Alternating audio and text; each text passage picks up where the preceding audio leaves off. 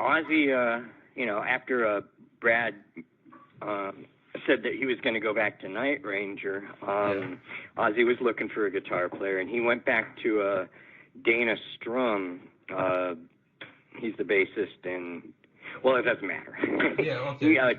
Dana Strum actually was, from what I understand, was the original bassist in Ozzy's band, and he, because Ozzy was living in LA at the time, and Dana would bring him guitar players to try out, and that's how he found Randy. So when he was decided, he had to find another guitar player, he went back to Dana Strum, and Dana Strum, basically, he got 10 guys that were supposed to be the best guys in LA at the time, and we all went into the studio. He gave us like 5 minutes to record whatever we wanted to record. Then he took a photo of us, and he sent the tape and the photos to Ozzy. And out of all those, there was, other than me, there was also George Lynch was one of them. Okay. And I guess George was his first choice, because from what I understand, from what everybody tells me from back in those days, George was offered first to be Ozzy's guitar player before Randy, and George didn't take it because Dokken had just gotten signed, I think in Germany, and he thought that it looked like a better opportunity. And Ozzy was a mess back then, so he decided to stick with Dokken rather than join Ozzy, and that's when Randy got the gig.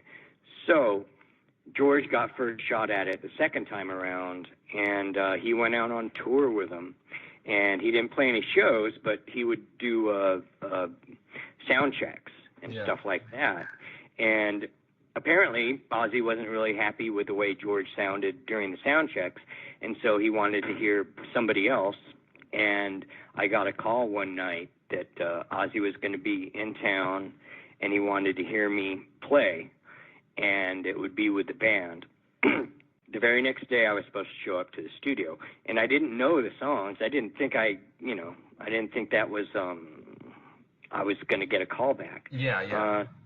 So I had to go out. I borrowed the record from somebody, the first Ozzy album, and I learned Crazy Train and I Don't Know, and I showed up for the audition the next day.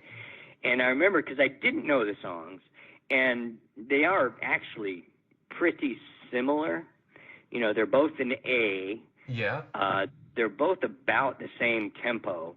And they have the 16th note lower A string predominating through it all.